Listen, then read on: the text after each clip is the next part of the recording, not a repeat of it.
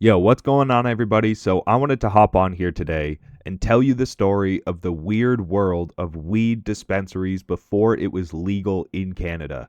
I was living in Ottawa at the time, the city where if weed was going to become legal, that's where it would pass. So, there was a lot going on in the city around legalization. Specifically, these premature dispensaries that started popping up, they weren't even legal, but they operated under the logic of it's going to be legal soon, so who cares? Well, turns out the government and the police, they still cared. To give you a sense of the vibe in the city back then, every single year on 420, huge crowds would go down to Parliament and smoke. For anyone in the US, that's basically like a massive group of people going to the White House and getting fried. It was a rally showing support for legalization. I went to one of these rallies with a few of my boys. Early in the day, it was cool, chill, but by late afternoon, it went downhill. The homeless would take over and they would ruin it.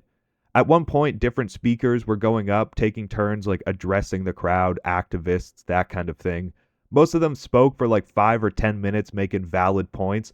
But then this one dude got up and he was just like rambling about nothing. He started out normal, like, if booze is legal, then why isn't weed? Just making typical like stoner points. But then he started straying from that and he went on this spiel like demanding that Justin Trudeau, who was our prime minister at the time, get on live TV and smoke weed. This guy was standing at this podium screaming out to the crowd, "We the people want to see Justin Trudeau smoking marijuana on live TV." And the crowd was like shifting, like looking around like, "Wait, what? What's this guy on about?" And he just kept going on, repeating it over and over, and everybody was like, "No, not really. We don't really care about that." Also, Buddy was dressed up like a giant joint. So, yeah, it was cool, but not long after this guy got off stage, the homeless took over and turned it from a weed rally into a fentanyl party. So, me and my boys, we dipped. Since the vibe around weed in the city at the time was so chill, I guess people figured they were safe to start opening dispensaries. They wanted to get ahead of the game, plant their roots before the government took over.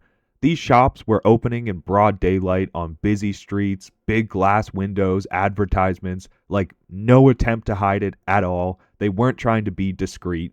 At first, there was only one of them, and word spread kind of fast, especially to real connoisseurs like myself and my boys. We heard about it like pretty quickly and decided we had to go check it out, see if it was legit. If we could stop buying from random plugs, we were all about it. I think I mentioned this in another video, the house that almost killed me, but there was this dude in my neighborhood who used to sell weed, and I pissed him off like big time. I thought it was funny to send him an e-transfer where the security question was like, "What is this for?" And the answer was "Kush" or "Dat making good." Something stupid like that, and he did not find it funny. So being able to buy from an actual store was going to be dope, somewhere where it was mandatory for them to be nice and polite. It was a relief to not have to like play the usual bullshit game of hitting people up, waiting around, or just getting ghosted. Half the time the plugs were just making up strain names, I guarantee it. They're like, "Yo, bro, this is like funky mellow yellow. It's 40% THC. Shit's gas." When it was like definitely mid as fuck and probably like 12%. So going into a real store where they had jars labeled with THC and CBD percentages, strain names, even where it was supposedly grown, that was dope. Even if they were just making it up, I didn't care. It was just a nice change of pace. This place was downtown Ottawa, and from where me and my boys were staying at the time, it was a bit of a journey, about 40 minutes and a couple buses, but that sounds terrible. It honestly was not the worst. It was a pretty good time. Just you and your boys smoking weed, going to buy more weed. Pretty fun. So the first time I went there, I thought we were going to be like early to the game. I figured nobody really knew about this place yet, but that was not the case. It was lined up out the door. It was packed. The cops were just sitting across the street watching it all go down. Basically like, "Hey, we see you. Knock that off." But they weren't actually doing anything about it yet. Me and my boys, we would leave the dispensary and immediately start comparing what we bought, like, "Oh, yo, no way, bro, you gotta let me try that. Look at this shit. Don't worry, I'll trade you a few nugs. This shit looks gas." Acting like we were brand new, when in reality nothing changed except instead of a plug, it was a store. Little did we know that like this convenience would ruin it completely. Like I said in my video about quitting weed, the accessibility completely killed it. It killed the fun. Kids these days will never understand the mission it used to be to have to find weed. The adventures you would go on if you were in a new place trying to find it, you know. You would meet some weird people and go to some weird places. It was a challenge. It was kind of fun. Now, like I said, the cops didn't do anything at first, but that didn't last long. Eventually, that first dispensary, it got raided. All the employees were arrested, they were booked, and the place was shut down. But then maybe like a week later, it popped right back up. Everyone was bailed out, and there was a couple new faces, but it was basically the exact same people working there. And I was like, damn, all right, you guys are pretty committed. Respect. And before I could even blink, it got raided again. At that point, I thought it had to be the end, but to my surprise, me and my boys got blessed. A new spot opened up literally 5 minutes from our house. It was like the greatest gift anyone could have given us. And when I walked in for the first time, I couldn't believe it. It was the same people working there again. I was like, all right, yo, fool me once. I mean, fool me twice. But here we are for the third fucking time. Like, these were the most committed people I had ever seen. They just now had a tip jar at the counter that basically said bail money.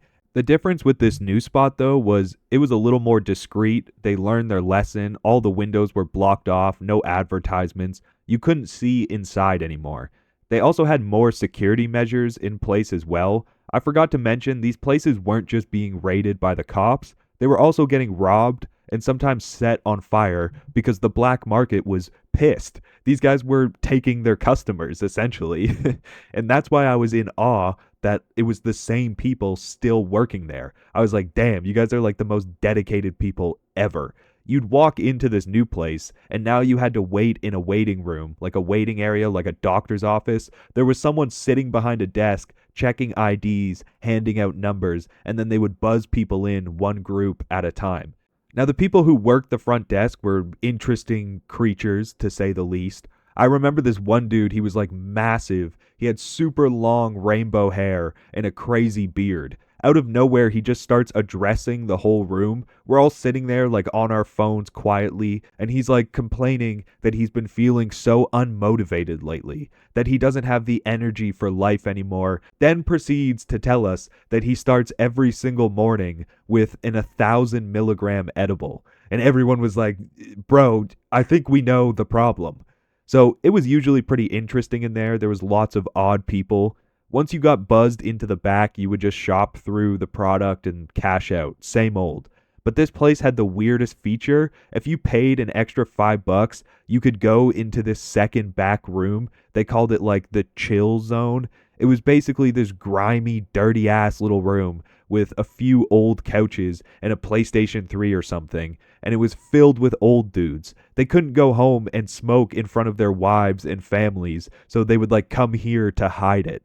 I never went in there. There was no way. But the guys in the waiting room, they would talk about it like it was the coolest thing ever. And I was just like, you guys are fucked.